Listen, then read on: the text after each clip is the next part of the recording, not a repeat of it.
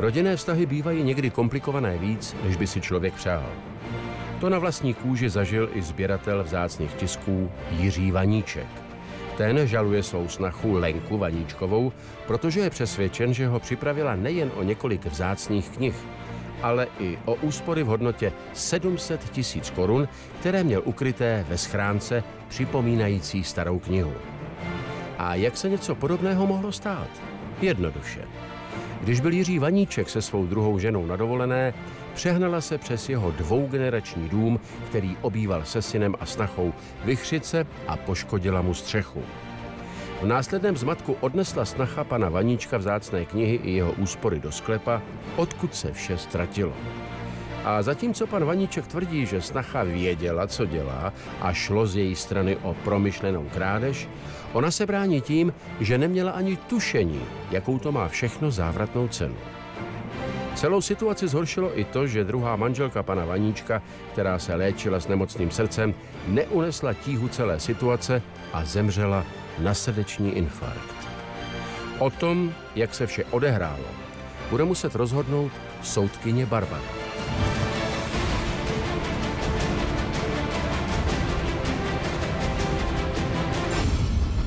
Dobrý den, děkuji. Posaďte se, prosím.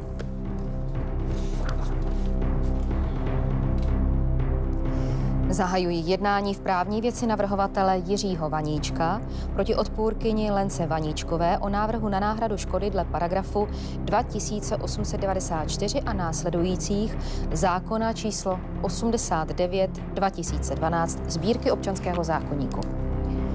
Pane navrhovateli, postavte se. Vy trváte na svém návrhu tak, jak byl písemně doručen soudu? Ano, trvám. Snacha totálně rozložila naši rodinu a já chci, aby se z toho zodpovídala. Dobře, děkuji vám. Můžete se posadit. Jiří Vaníček je ve svém okolí známý jako tichý a slušný muž, který má jednu velikou vášeň. A tou jsou staré knihy a tiskoviny. Je to také jediná věc, která ho v životě opravdu těší. Jeho vztahy se synem jsou totiž velmi napjaté a vnitřně ho užírají. Knihy jsou tak jediná věc, u které může pan Vaníček zapomenout na své osobní problémy. Manželův otec to nemá v hlavě v pořádku, je už starší a nesmyslně obvinuje lidi kolem sebe za něco, co neudělali. Ale já se nenechám obvinit za něco, co jsem prostě neudělala. To tedy ne. Paní odpůrkyně, postavte se. Vy souhlasíte s podaným návrhem? Ne, rozhodně nesouhlasím. Teda můj tchár měl bouřlivý vztah s svým manželem a mě vyloženě vždycky nesnášel, takže tenhle ten soud je jen jeho pomsta. Dobře, děkuji, můžete se posadit. Lenka Vaníčková je úspěšná, energická a v okolí oblíbená mladá žena. Když to ale situace vyžaduje, umí být také velmi tvrdá a nesmlouvavá. Zlé jazyky o ní dokonce tvrdí, že má ráda peníze a udělá pro ně cokoliv. Snacha ta vždycky štvala lidi proti sobě. Moje vztahy se synem nebyly ideální, ale poslední dobu se ještě zhoršily. Chci, aby ji soud potrestal a mi vrátila, co mi ukradla. Pane právní zástupce navrhovatele, předneste prosím váš návrh. Děkuji. Vážený soude, můj mandant, pan navrhovatel, se domáhá náhrady škody ve formě vrácení finančních prostředků ve výši 1 milionu korun českých.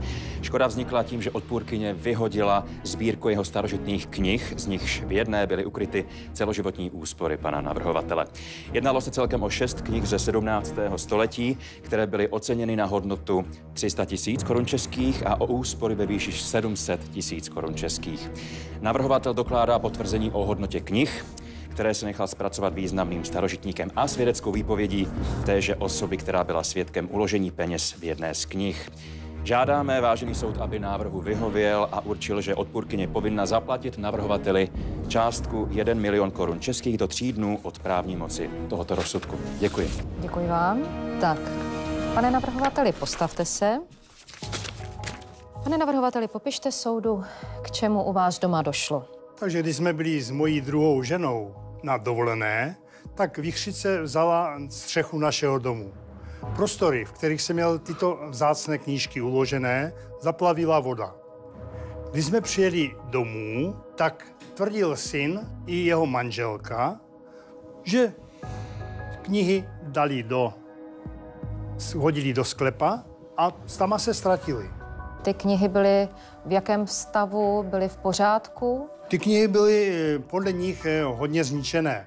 A to byl zřejmě důvod, který uvedli. Proč to dali do sklepa? Dobře. Ano. O co všechno konkrétně jste tedy přišel? No, šlo o 6 starých, hodně cenných tisků a byla tam atrapa jedné knížky, v které jsem měl ukryté úspory v hotovosti zhruba za 700 000. To je docela vysoká částka. Samozřejmě vysoká, byly to celoživotní úspory. Dobře, pane navrhovateli, jaké ve vaší rodině panovaly a panují vztahy? My jsme se synem neměli moc dobré vztahy, ale paradoxní je ještě, že se navíc poslední dobou zhoršily, když se tady objevila snacha. Tak můžete soudu tedy vysvětlit, proč konkrétně jsou vaše vztahy se synem tak napjaté? Tak to už začalo v době, kdy můj syn Petr byl v pubertě. Tenkrát asi v 15 letech mi zemřela manželka a jeho biologická matka. A od té doby se jeho chování hodně změnilo. Neposlouchal, odmlouval, chodil za školu, dokonce začal pít a byl agresivní. Vy, kdybyste byl můj fotr, tak jsem taky agresivní. Co tady... Prosím tě, nech si svoje moudra sama pro sebe. To teda nenechám. To teda nechám. Já se tady ty věci chci vyjádřit. Paní odpůrkyně, vy se chcete k celé věci vyjádřit, já vám k tomu dám prostor. Nepřerušujte výslech pana navrhovatele, jinak si vysloužíte pořádkovou pokutu ve výši 5 000 korun. Teď pouze zdržujete. Dobře, omlouvám se. V pořádku. Pane navrhovateli, vy komunikujte pouze se soudem, odpovídejte na otázky soudu či právních zástupců. Jak jste toto synovo problémové chování řešil? Tak z začátku jsem se snažil všechno řešit domluvou, jenomže bohužel to vůbec nezabíralo, nepomáhalo to. Tak jsem ho nakonec musel poslat k psychologovi. Jaký to mělo vliv na další synovo chování, tak na z jeho začátku projevy? to bylo pozitivní. Syn se sklidnil, přestal pít, dokonce si zlepšil i prospěch. Ale potom jsem si našel přítelkyni, bohužel, pak jsem si ji vzal a všechno se opakovalo. Tak uveďte konkrétní příklad, jak se projevovalo jeho chování vůči vaší přítelkyni, vaší, následně tedy ženě. Tak on samozřejmě vůči ní byl agresivní vůči, já se ptám Nebyl právě... agresivní, ale nikdy se s ní nezblížil. Nikdy jí nedal prostor, aby se něco zlepšilo. My jsme se mu snažili i s ní vysvětlit, anebo naznačit alespoň, že teda nehodlá zaujmout místo jeho matky. Ale on to neakceptoval. Dobře, teď se obrátíme na stranu tedy paní odpůrkyně. Jaké máte tedy vztahy s paní odpůrkyní, tedy s vaší snachou? Pomalu žádné. My se ze slušností, když se potkáme, tak se pozdravíme. Ale paradoxní je to, že v poslední době spolu mluvíme nejvíce, a to je až poté, co se mi tady k tomuto soudu zažaloval. Dobře, děkuji. V tuto chvíli to soudu stačí.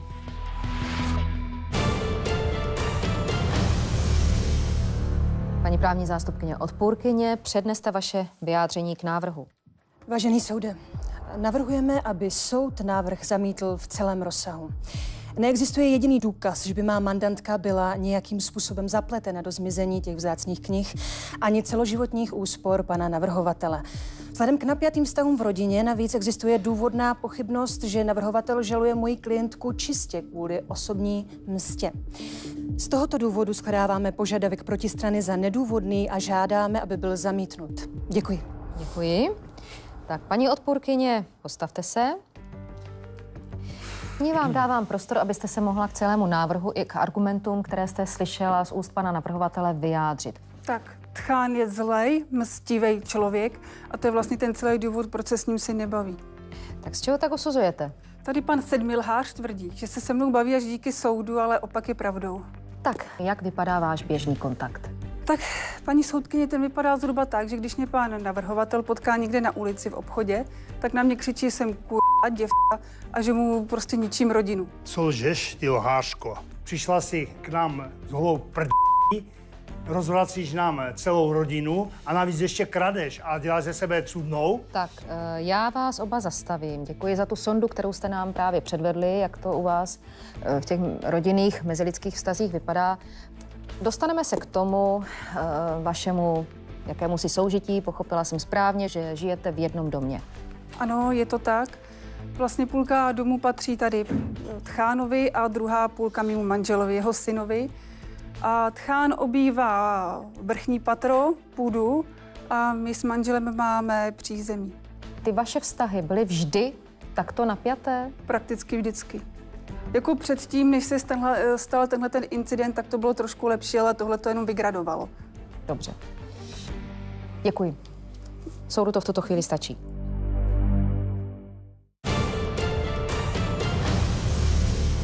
Pane právní zástupce navrhovatele, máte doplňující otázky k paní odpůrkyni? Mám, děkuji. Prosím. Prosím, postavte se, paní odpůrkyně. Paní odpůrkyně, vy si možná neuvědomujete, vy jste velice tady nejpovolanější osoba, protože jste byla u té situace. Tak prosím, popište, co se vlastně přihodilo tehdy. Tak když tady pan navrhovatel byl se svou ženou na zájezdu, tak se přehnala bouřka a strhla celou střechu. Dobrá, čili bouřka, vítr odnesl střechu vašeho společného domu, ano, přesně, kde měl pan navrhovatel tedy pod tou střechou, v tom prostoru uloženy ty své knihy. A tady se dostáváme k tomu jádru toho problému. Vy jste pana navrhovatele o celé té situaci neinformovala. Je to tak? Ano, je to tak. Já jsem, pane právní zástupce, v tu dobu měla spoustu práce. Vyklízeli jsme, celý barák byl promočený, takže já jsem měla za to, že ho bude informovat můj manžel. A taky v nepřítomnosti mého mandanta jste vyklidili jeho majetek bez toho, abyste mu o tom řekli a dali jste ho do sklepa. Je to tak? Ale já jsem opravdu měla v tu dobu spoustu práce. Jsem se snažila zachránit, co se dá. Zkuste si to představit. Střecha fuč, do baráku teče a vy budete někam volat. No, já bych rozhodně zavolal a z toho mi vyplývá, že byste velice závažným způsobem pochybila. Dobře, čili jste ten majetek mého mandanta se snažila nějakým způsobem někam dostat do bezpečí, řekněme tomu. Co jste tedy udělala s těmi knihami? Tak ty knížky jsem vzala a dala jsem je do sklepa. Takže ty mi chceš říct, že si tisky za několik set tisíc a moje úspory skoro za 1 000 000 hodila do sklepa a to ti mám věřit? Prostě pro mě to byl jen rozmoklej škvár. Já nejsem žádný znalec umění, ale normální ženská, která se tam snažila v tu chvíli zachránit, co se dá. Já si prostě nemůžu nechat v baráku něco, co plesniví, pak od toho zdi začnou plesnivět a je to všechno celý v háji. Prosím tě, tobě v tom baráku nepatří ani klika u dveří. A co jsem asi dál víc měla udělat? Myslíte, že ty knížky v tu chvíli byly předmětem, když... Paní odpůrkyně, já se vrátím k tomu, co jste řekla. Vy jste tedy... tvrdíte, že ty knížky pro vás byl jenom takový nějaký škvár, tedy bezcenná věc, ano? Ano. Vy nám opravdu tvrdíte, a myslíte si, že vám uvěříme, že po několikaletém soužití se synem mého mandanta, v rodině mého mandanta, jste nebyla informována a nic jste netušila o hodnotě těch knih? Já se o cizí nestarám, mě to prostě nezajímá jeho knížky. Co lžeš? No, paní odpůrkyně, mně se zdá velice nepravděpodobné, že byste opravdu po letech soužití o vlastně hodnotách, o hodnotě těch knih opravdu nevěděla. Vy se vyznáte sama, prosím, ve starožitnostech? Nějak zvlášť? Pokud vím, tak váš otec je docela významný, renomovaný starožitník. Je to pravda? Pane právní zástupce, říká vám něco rčení. Kovářovic kobyla chodí bosa? Ano. Tak ta kobyla jsem já. Mě tahle branže vůbec nezajímá. Dobrá, zkusíme vám věřit. Paní odpůrkyně, tedy ty knížky se nenašly po tom, co jste je vyklidila nebo odklidila do sklepa. Víte, máte představu, kam mohly zmizet, kde jsou momentálně? Já už jsem vám to tady několikrát říkala. Takhle jsem je vzala, takhle jsem je do toho sklepa donesla. A o víc jsem se nestarala, jestli třeba dělníci, když toho vyklízeli, je vyhodili, opravdu nevím. Dobře, čili nevěděla jste o existenci nebo hodnotě těch knih, věděla jste o tom pouzdru, které připomínalo knížku, ve kterém bylo ukrytých těch 700 000 korun českých? Ne, tak netuším, o tom jsem vůbec neměla. ponětí, že něco takového existuje. Dobrá tedy, já to shrnu s vaším dovolením. Vy jste pochybila v několika věcech. Za prvé, vy jste neobeznámila mého mandanta s tím, že nastala škoda na společné nemovitosti. Vy jste pak bez jeho svolení, bez jeho přítomnosti vyklidila jeho majetek na místo, kde v podstatě ho nikdo nehlídal. Tvrdíte, že jste nevěděla o úsporách, které byly schovány, což teda vzhledem k tomu, že žijete několik let už ve společné domácnosti a ve společné nemovitosti tady s panem navrhovatelem a s jeho synem se zdá velice nepravděpodobné. Stejně jako to, že tvrdíte, že nemáte znalosti o starožitnostech jako takových, když pocházíte z rodiny starožitníka. Děkuji, nemáme na paní odpůrkyně další otázky. Děkuji vám. Paní právní zástupkyně, máte otázky ke své mandantce? Ano, to mám. Děkuji. Děkuji. Tak paní odpůrkyně, my jsme tedy slyšeli, že žijete ve společném domě s panem navrhovatelem. Mě zajímá, jaké bylo nebo je to společné soužití s panem navrhovatelem. Tak, ze začátku už to šlo, ale posledně to bylo čím dál tím horší. Začal být sprostej, nadával a dělal divné věci.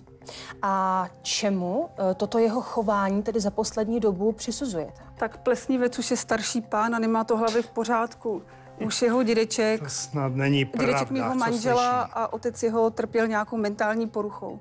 Dobře, paní odpůrkyně, vy si myslíte, že pan navrhovatel trpí demencí? Vážený soude, námitka, to je čirá spekulace, tvrzení, které se nezakládá na pravdě a není potvrzeno žádnou lékařskou zprávou.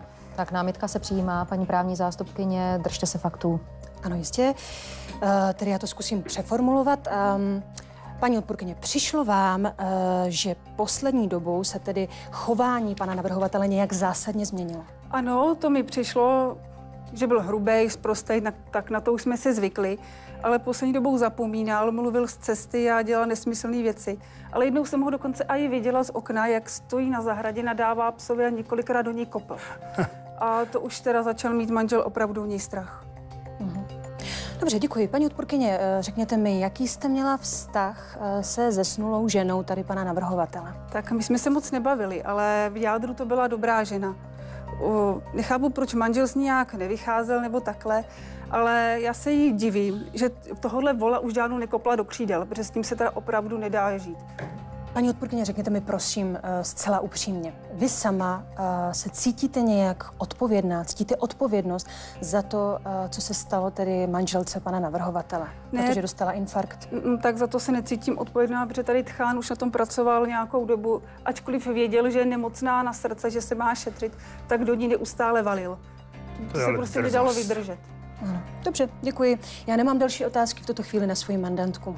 Děkuji, můžete se posadit. Paní právní zástupkyně, máte otázky k panu navrhovateli? Ano, to mám, děkuji. Postavte se. Tak, pane navrhovateli, je pravda, že jste vedený jako spolupracovník StB? Vážený soude, námitka, to je absolutně irelevantní otázka. Ale já na to přesto odpovím.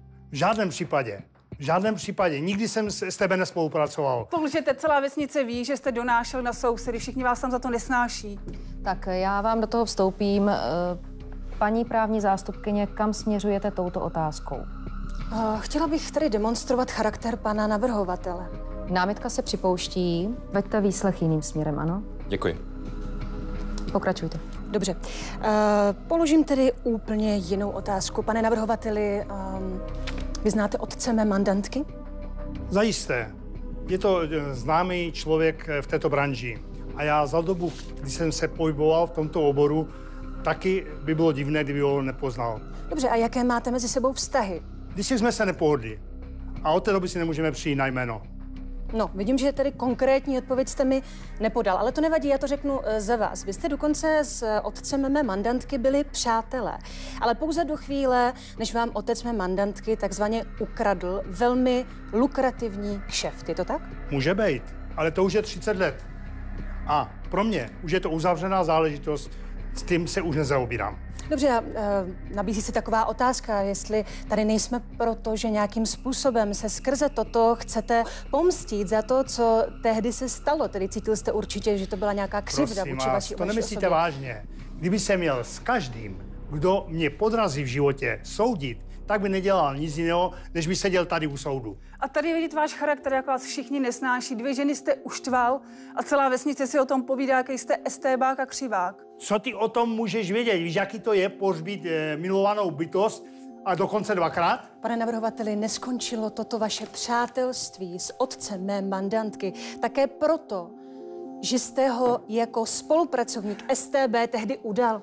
Prosím vás, je pravdou, že otec paní navrhovatelky byl zavřený, ale nebylo to za protikomunistický odboj, ale bylo to o tom, že kšeftoval s kradenýma věcma. A pokud vím, tak tohle je trestné v každém režimu. A jak se dívám... Povídlo, co tady vykládáš. Nemluv, Jablko, ty jsi mýho otce zničil, protože byl lepší, než seš ty. Dobře, pane navrhovateli, pojďme tedy dál. Děkuji za vaši odpověď. Mě by zajímalo, vy nějakým způsobem viníte třeba moji mandantku, paní odpůrkyni, z toho, co se tedy stalo vaší ženě, že dostala infarkt?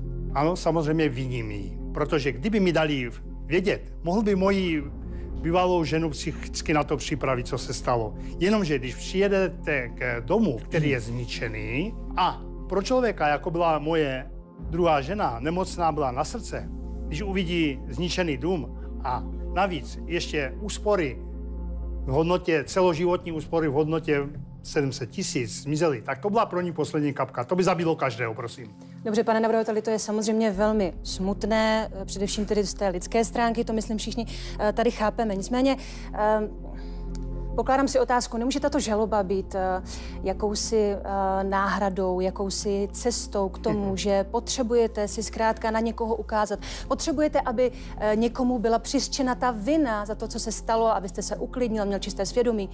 Paní právní zástupkyně, jdete na to velmi dobře.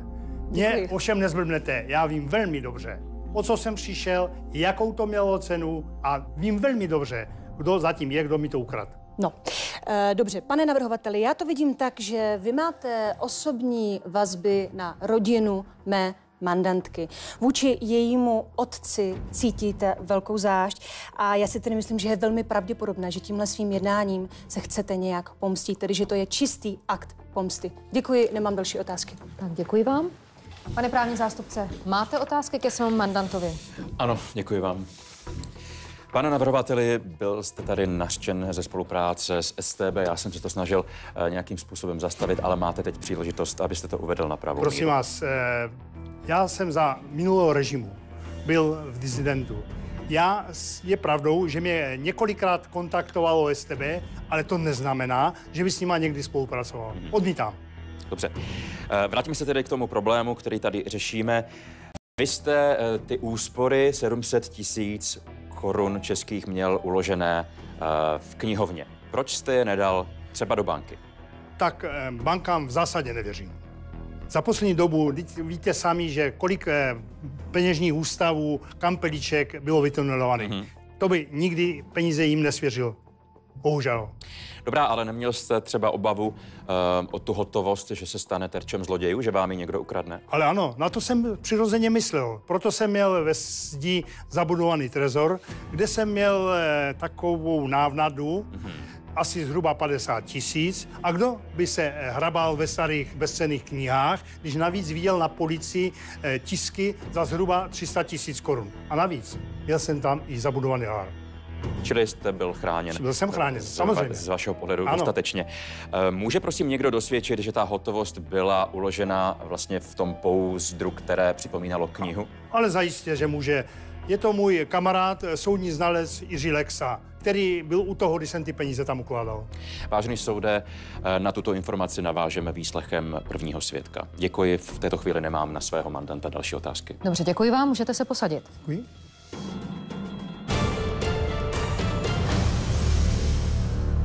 Jednání pokračuje v dokazování výslechem prvního svědka. Soud předvolává svědka Jiřího Lexu. Dobrý den. Dobrý den, pane svědku. Pane svědku, v jakém vztahu jste k oběma účastníkům jednání? Já jsem starožitník a taky jsem soudní znalec a navrhovatel je můj dobrý kamarád. Vy znáte stejně oba účastníky sporu? Ano, znám. Odpůrkyni? Obě odpůrkyně dělala pro mě jak sekretářku. Jak byste popsal rodinné vztahy v rodině pana navrhovatele? No, rodinné vztahy pana navrhovatele nebyly moc dobrý, ale když si syn navrhovatele vzal za ženu odpůrkyni, tak se všechno zkazilo. Mohl byste to nějakým způsobem soudu vysvětlit? Paní odpůrkyně štvala manžela proti navrhovatelovi a měla z toho radost. Ty, aby ses taky nezastal kamarádička, co? Dobře, děkuji vám, pane svědku. Pane právní zástupce navrhovatele, navrhl jste předvolání svědka, můžete začít s výslechem. Děkuji. Pane svědku, vy jste řekl, že paní odpůrkyně u vás pracovala ve firmě, která se věnuje starožitnostem. Jaká byla její původní pracovní náplň? Ona byla zaměstnaná u mě jako administrativní pracovnice, ale časem jsem zjistil, že jako o tom starožitnosti něco ví. Co lže, tedy u nás byla zaměstnaná jako sekretářka, vy jste takový neskutečný lhář, tady jak váš kamarád. Ale vzpomeň si, co si pro mě dělala. Jo, takhle vy narážíte na to, jak jste mě pozval k vám domů, že si dáme šáníčko, bublinky, zasmějem se, popijem. Prasáku jeden. Já myslím, že pan svědek, já to řeknu za vás, naráží na to, co jste dělala v práci, co bylo vaší pracovní náplní. Tedy začínala paní odpůrkyně jako administrativní síla, poté jste, jak si zjistil, že se vyzná i ve starožitnostech a povýšila v podstatě na nějakou vyšší funkci. Ano? Ano, potvrdím. Děkuji. Byl jste tedy s jejím výkonem zaměstnání spokojený? Byl jsem spokojený, byla pracovitá, byla štířádostlivá a o tom starožitnosti věděla. Čili vyznala se? Vyznala se víc, než jsem si myslel. Proč tedy ta spolupráce skončila, když říkáte, že jste byl spokojený s jejím výkonem? Byla taková, že pomlouvala lidi, štvala je proti sobě a měla z toho radost. No, čili vám se nelíbil... lidem polezu na nervy, než do Čili vám se nelíbil charakter paní odpůrkyně. Zkuste to ještě nějak rozvést? Byla hrozně na peníze. A z toho pramení i to, že se ztratily moje úspory celoživotní. Už jsme u toho. Vy dva jste jako vejci, opravdu lžete tady u soudu. Určitě. To se uvidí, kdo tady lže. Tady tenhle ten týpek tvrdí, že jsem dělala nějaké starožitnosti, přitom jsem byla obyčejná sekretářka, tak já už nevím, kdo tady mluví pravdu a kdo lže. Kdyby neměl proto důvody, určitě by to netvrdil. No, protože jsem mu nedala, to je celý. Tak, paní odpůrkyně, postavte se. Já dám vám pořádkovou pokutu ve výši 5 000 korun, můžete se posadit. Za pravdu? Za vyrušování a je to bez diskuzí. Pane právní zástupce, pokračujte. Děkuji vám. Pane svědku, mám teda dojem, že chcete říct, že si myslíte, že za celou věcí, tedy za zmizením těch knih a hotovosti, stojí tady paní odpůrkyně. Proč si to myslíte? Mého kamaráda, co jako má jaký prodej kniha takových věcí, nějaká žena mu nabízela a ptala se, jestli by měl o to někdo zájem. Čili vy máte známého v Německu, já tu informaci vím od vás, sběratele starožitností, kterého někdo kontaktoval a nabízel ty knížky, o kterých tady teď jednáme. Co vás vede k tomu, že za tím e-mailem stojí právě paní odpůrkyně? Proto, lebo když ještě u mě pracovala, tak tam přišla nějaká žena, její kamarádka, a jmenovala se nějak Alena Ludvíková. No. Ano. A to jméno jsem si zapamatoval. A pod stejným mailem by byla podepsaná ta Ludvíková. Tak z toho si myslím, že to nebyla taková náhoda. Vy máte nějakou křišťálovou kouli, že to tam všechno vidíte? Ale takové náhody se nedějí asi. Já vím, za všechno můžu já, to už dobře, pane svědku, já tedy, jestli jsem teda správně tomu rozuměl, já to se zkusím tady zopakovat. Paní odpůrkyni jednou u vás v práci kontaktovala její kamarádka. Paní Alena Ludvíková. A to samé jméno stálo pod e-mailem zaslaným, který byl zaslaný teda vašemu příteli do Německa a který nabízel ty knížky, teda, které pravděpodobně pocházely tady od pana navrhovatele. Vy jste podnikl poté, co jste se dozvěděl o tom, že paní odpůrkyně poslala ten e-mail nějaké kroky? Námitka, neexistuje žádný důkaz o tom, že ten e-mail opravdu napsala moje mandantka. Námitka se připouští, pane právní zástupce, držte se striktně faktů, ano? Dobrá, já přeformuluji tu otázku. Podnikl jste nějaké kroky poté, co jste se dozvěděl o tom, že vašemu příteli do Německa byl zaslán e-mail od neznámého kupce? Ano, s kamarádou jsme to oznámil německé policie a ta nic nezjistila. Ale vím, že kdo za tím stojí. Vážený soude, myslím, že pan svědek jasně dosvědčil a osvětlil trošku situaci a je nám jasné, že vlastně to zmizení knih provází velice podezřelé okolnosti. Děkuji, na svědka nemám další otázky. Dobře.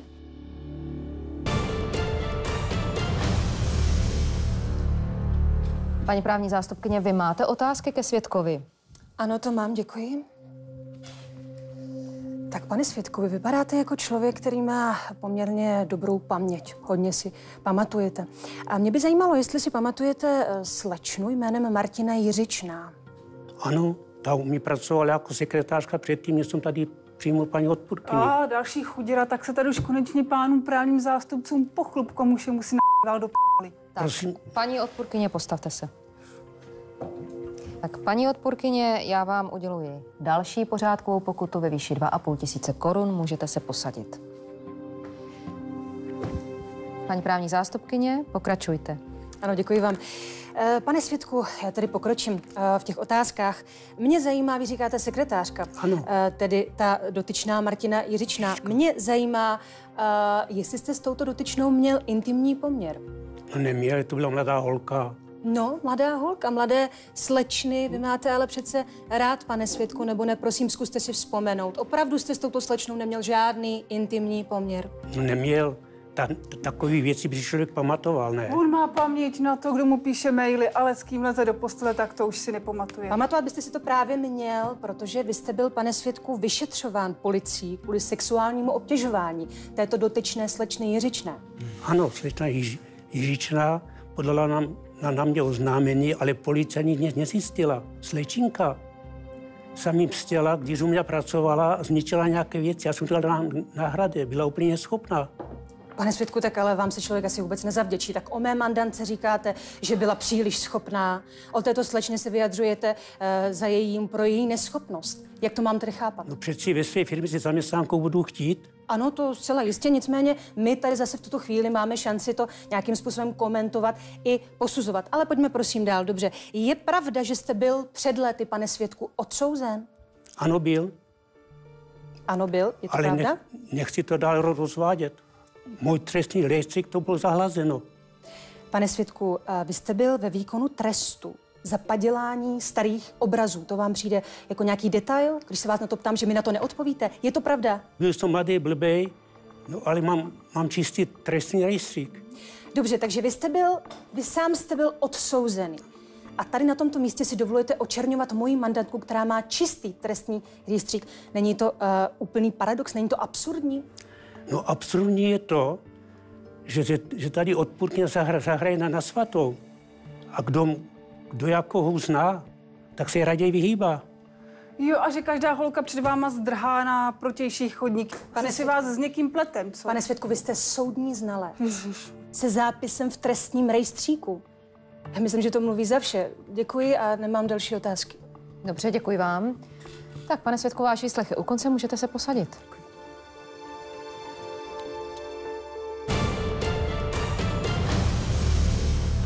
Jednání pokračuje v dokazování výslechem druhého svědka. Soud předvolává svědka Petra Vaníčka. Dobrý den. Dobrý den, pane svědku. Pane svědku, v jakém vztahu jste k oběma účastníkům jednání? Tak navrhovatel je můj táta a odpůrkyně moje žena Miláček. Pane svědku, jaké máte vztahy s panem navrhovatelem? S tátou komplikovaný. Nedá se říct, že bychom se neměli rádi, já mám tátu rád, ale s tátou je to složitý, hlavně v poslední době. Že mě máš rád? Mám tě rád, táto, i když to tak Škoda, možná že to nevypadá, neprovedl za poslední roky. Ani mojí bývalé ženě. Co pak já můžu za to, že tvoje žena zemřela druhá? No, podepsali jste se na tom i s tu tvojí manželkou povedenou. No a to takhle to vidíte prostě. No, tak to takhle se... To u je nás na denní složitý s pořádku. tátou. Ale... Napadá nás, zapomíná věci, je útočný, agresivní. ale jsou určité věci, které nezapomínám a ty ti nikdy nezapomenu. Pamatuj si to. Tak pane Svědku, proč jste společně s vaším otcem obýval jeden dům, když vám to působí takové problémy? Tak nedá se říct zase, že by to působilo problémy.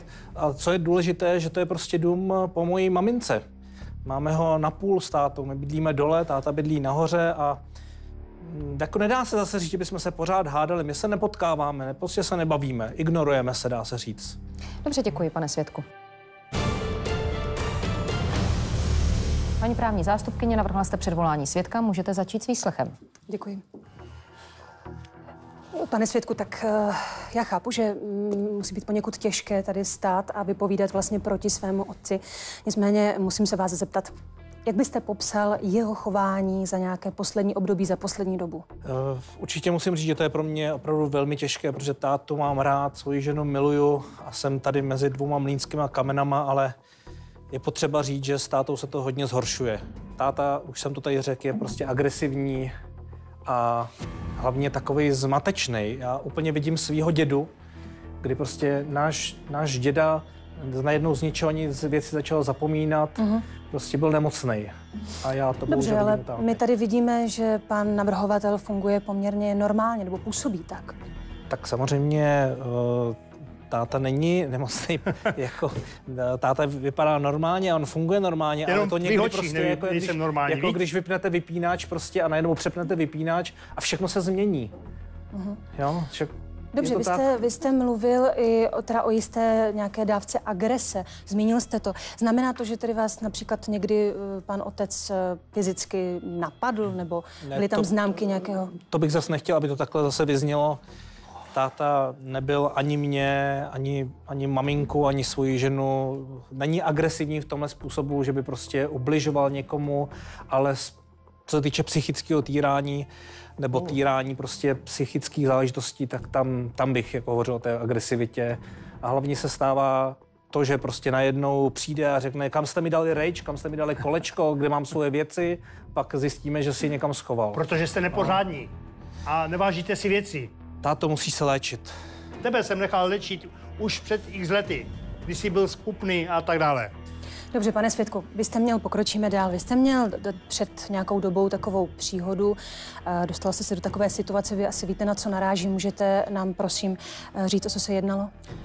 S Jarkou, s tvojí bývalou ženou, jsme nějak nebyli velmi za dobře a proto mě překvapilo, že nedávno před vaší dovolenou přišla k nám večer domů, vzala si mě stranou a řekla mi věci, které mě, ne, že by mě tolik překvapily, ale spíš mě ještě víc šokovaly a hlavně mě znepokojily, protože řekla, že vlastně má starost o knížky, který máš, ty cenné knížky a o peníze, protože tím, jak ztrácíš věci a jak se chováš takhle divně, takže má prostě obavu, že ty knihy někam klidně může vyhodit do popelnice. Prostě on tak to není absolutně jako, tedy zmínila i ty konkrétní jako vzácné tisky, ty konkrétní vzácné knihy, o kterých je tu řeč. To není absolutně pravda, to by moje bývalá žena nikdy neřekla, vy lžete tady, oba dva stejně. Vždyť co by se stalo, kdyby ty věci vyhodil a přišli bychom o tolik peněz? Ale já bych je nevyhodil. Ale kde jsi ukryl ty, nebo tvoje máma? Pane Svědku, já vám teda promiň a zažádám, abyste se všichni uklidnili. Pane navrhovateli, nevstupujte do výslechu pana svědka, paní právní zástupkyně, pokračujte. Děkuji vám za slovo. Pane Svědku, tedy i žena, druhá žena, tedy zesnulá žena v tuto chvíli vašeho otce, tedy měla podezření, že je tam nějaká možná nemoc, nějaká porucha, nebo že se děje něco, co není běžné s vaším otcem. Jakým způsobem ona to tedy řešila, nebo jakým způsobem se s tím vyrovnala? Zařídila dovolenou, že s tátou prostě odjedou a pak už vlastně nezjistíme, jak se s tím vyrovnala, protože už jsme neviděli, prostě odjeli a... Dobře. Když přijela, tak se to stalo. Dobře, tedy v nějaké časové ose. Ona vás tedy navštívila, stěžovala si na to, že zřejmě tedy s otcem není něco v pořádku. Ano. A dokonce tedy i přesto, že jste neměli, jak jsem tak pochopila, úplně vřelé vztahy, že ty vztahy nebyly úplně v pořádku. Je to tak? Dobře. Tedy vy jste ty poškozené knihy, když jste je našli, ukryli tedy do sklepa, aby byly v pořádku, aby byly v bezpečí. A ty knihy my jsme je neukryli, my jsme zachránili. Tak. Pardon, vy jste ty poškozené knihy, ještě jednou to shrnu, tehdy zachránili, přesunuli do sklepa, aby se jim dál nic nestalo a ty knihy se záhadně ztratily. Poté tam nebyly. Ztratili. Dobře, já si myslím, že je hodně jasné, kdo stojí za zmizení těch knih. Děkuji, nemám další otázky. Děkuji. Pane právní zástupce, máte otázky ke svědkovi? Děkuji, mám. No, nevím, jestli to je opravdu jasné, kdo stojí za zmizením těch knih. Asi teda každá strana na to má jiný názor. Krásnou báchorku jste si vymyslel, krásně jste načasoval to vyjádření, které nikdo nemůže dosvědčit, tedy vyjádření už vlastně zemřelé ženy mého mandanta. Nicméně pojďme se věnovat trošku těm vašim vztahům, pane svědku. Váš otec sbíral knížky a část té sbírky kdysi věnoval jisté instituci muzea. Místo toho, aby je odkázal vám. Je to pravda? Bohužel je to pravda. Byly to knížky a byly to věci, které jste se s mámou domluvili, že dostanu já ve svých 18 letech. No, já mě to jsem připadá... měl dostat. Mně to připadá tak, že můj mandant, váš otec, se rozhodl pro takové gesto. Musel jsem to bohužel přehodnotit. Naznačil, prosím, ale nechte je to mě jeho domluvit. rozhodnutí, já se rozhodnout nebudu. Mě taky nechte prosím domluvit. Čili udělal gesto, naznačil vám, že důvěřuje více teda tomu muzeu, nežli vám. Vás to vůbec nezasáhlo, pane svědku? Vnitřně. Samozřejmě, že mi to mrzí. Samozřejmě, že nejenom tě, že nás to mrzí prostě, protože to bylo vlastně naše dědictví. To bylo moje dědictví, to jsem Proč já si měl myslíte, dostat. co ho k tomu teda vedlo, že tak udělal? No teď to tady vyprávím, jak No, se tak to táta změnil. Táta se prostě změnil a... Čili to dementní. přisuzujete tomu, že jste neměli dobré vztahy s otcem. Ano, že se rozhodl teda, že nebudete dědit, Měli ale... jsme je nikdy. No víte, já si myslím, že to jeho rozhodnutí nebylo ani tak ovlivněné právě těmi nedobrými vztahy. Řekněte mi, co je vaším zaměstnáním, kde pracujete, co děláte? Podnikal, mám několik firem. Já to uvedu na pravou míru. Máte, ano, několik firem, ale v krachu. Tak krachu. Tak v krachu, no. Tak nedaří se teďka úplně... Neboli v úpadku. Jako, jestli jste někdy podnikal, není to tak jednoduchý. No, v každém případě ano, jednoduché to není a v každém případě vaše firmy jsou momentálně v insolvenci a není to poprvé, kdy ve vaší podnikatelské existenci jsou v insolvenci.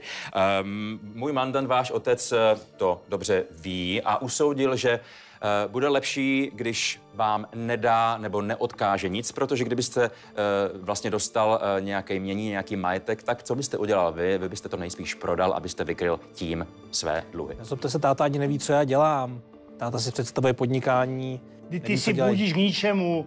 No to mi říkáš už od malinka. Ty by si měl poctivě pracovat, ale ne, pán chce být podnikatelem. A co to není poctivá práce? To poctivá od rána práce, do večera. To přirozeně je ne, v tvém podání ovšem. Já jsem nic nevzal prostě. Pane svědku, vraťme se k té insolvenci vašeho podnikání.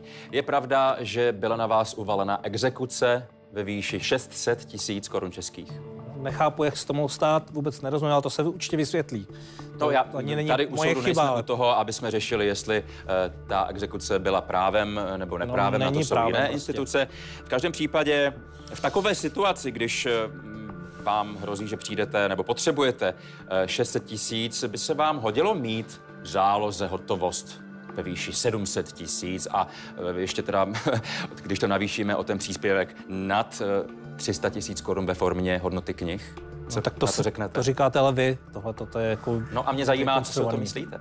No je to nesmysl, vám hodilo? samozřejmě. Je to nesmysl, nic jsem nevzal. Dobrá, padlo tady jméno Alena Ludvíková. Říká vám to něco, pane svědku? Ne. Ještě jednou si promyslete, prosím, odpověď Alena Ludvíková. Říká vám to něco? To neznáme, ne? Neznáte. No, díky dnešní digitální době my jsme byli schopni objevit na veřejné sociální síti fotografie, na kterých jste zachycen v družném rozhovoru právě s ženou, která toto jméno nese, Alena Ludvíková. Podle všeho se jedná o tu samou osobu v případě, že Alena Ludvíková kdysi navštívila vaší manželku, když ještě pracovala ve firmě tady našeho prvního svědka, tedy Alena Ludvíková, kamarádka vaší manželky. A pravděpodobné je, že jde o tu samou osobu, která poslala tady také příteli, známému německému sběrateli starožitností e-mail, který nabízel knížky, které pravděpodobně patřily nebo pocházely ze sbírky tady mého mandanta. Opravdu nám tvrdíte tedy, že jde o nějakou náhodu nebo shodu jmen? Pane Svědku? Já jsem to nechtěl vzít, ty knížky. Ježišmarja, drž hubu, nemají ti to jak dokázat. No, byla to nehoda prostě. Je to možné? Tohle, kdyby se zhožila tvoje máma. Syn okrade vlastního tátu. Je mi z tebe špatně. Mám tě rád, ale my jsme to museli zachránit. Tak na to jsou jiné formy. Teď bys to vyhodil, zničil bys to prostě, to bylo... Tak. Já jsem nechtěl, aby se to takhle stalo. Jsme to nechali. Tak, pane právní zástupce, vstoupím do tohoto výslechu. Pane svědku, kdy jste ty knihy odcizil? Tak odcizil, zachránil jsem je. Když přišla ta vichřice, prostě všechno se to sešlo v jeden den, strašný slejvák, najednou máte rozbitý barák po mámě, nevíte, co bude, do toho vám přijde exekuce, prostě všechno se na vás navalí a když jsme ty knížky, já jsem dole pomáhal s tím sušením a pak mě to napadlo v jednu chvíli, když jsem říkal, ten táta, to vůbec nemáme jistotu, že to nezničí, prostě tak mi to blesklo hlavou, že je vlastně schovám sobě. Tak, zachráním je. Vy jste ty knihy vysušil a měl jste v úmyslu je prodat přes manželčinu kamarádku paní Alenu Ludvíkovou? Byl by z nich aspoň užitek. Z těch knížek prostě byly peníze, zaplatili by se z toho střecha. Pane svědku, manželka o tom všem věděla? Plánovali jste to spolu? Ne, žena nic nevěděla. Já jsem to vymyslel jsem to sám, jsem jí to potom řekl, probrali jsme to, ale ona byla proti. Představ si, že ona byla proti. No já se skláním, milostivá, já se skláním. Pane svědku, vám hrozila exekuce, to znamená, že vy jste tuto exekuci chtěl tímto činem vyřešit. Když by se to vysvětlilo, zachránili bychom to těma penězma prostě, ale musím říct ještě jednu věc, kterou vlastně nikdo neví a táto, my čekáme dítě. A to byla vlastně poslední kapka, proč jsem to udělal. Žena tak vlastně to jsem zaskočen. Žena je v tom je nevinně a prostě to dítě, nechtěl jsem přivízt dítě do tohoto stavu rozbitýho baráku a všechno, co se na nás vlastně navalilo, takže budeš dědečkem. Tak. No teda, snad jsem myslel, že už nic pozitivního dneska neuslyším. Strašně mi to mrzí, mám tě rád, táto, ale už se to tak stalo. Tak to si budete muset asi prodiskutovat někde jinde, než v této jednací síni. Mě teď zajímají fakta, pane svědku.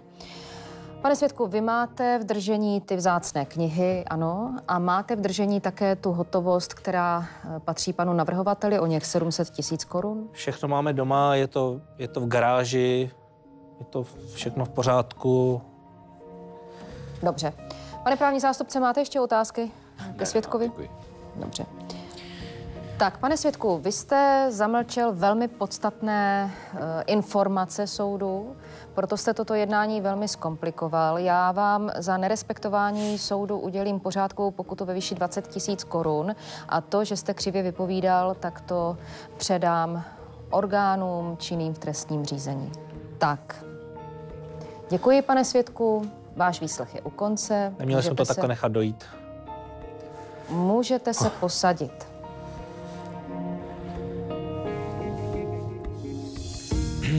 Právní zástupci, máte nějaké další návrhy na doplnění dokazování? Nikoli, děkuji. Z vaší strany ne? A z vaší strany? Děkuji, také nemáme. Děkuji. Soud usnesením prohlašuje dokazování za ukončené. Nyní dávám prostor pro vaše závěrečné návrhy. Pane právní zástupce, prosím. Mohu prosím požádat o krátkou poradu se svým mandantem? Ano, prosím. Děkuji.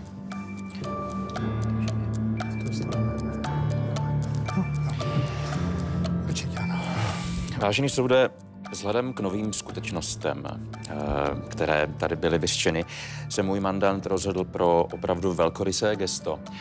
Pokud mu budou vráceny všechny ukradené věci, včetně hotovosti, tak je ochoten všechna obvinění vzít zpět a rozhodl se poté, co tedy zjistil, že jeho snacha je v očekávání potomka a nechce jí i navzdory teda tomu, že nevládnou mezi nimi dobré vztahy, vystavovat zbytečně dalšímu stresu. Děkuji. Tak, děkuji. Paní právní zástupkyně, prosím o vyjádření vaší strany. Vážený soude, vzhledem k nově zjištěným skutečnostem nemáme k návrhu protistrany tedy žádné připomínky. Děkuji. Dobře, tak děkuji. Soud rozhodne.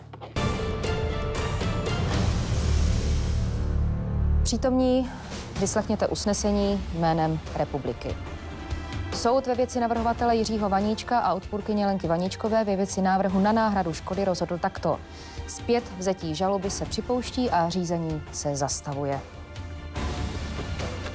Děkuji vám. Soud skončil, můžete odejít.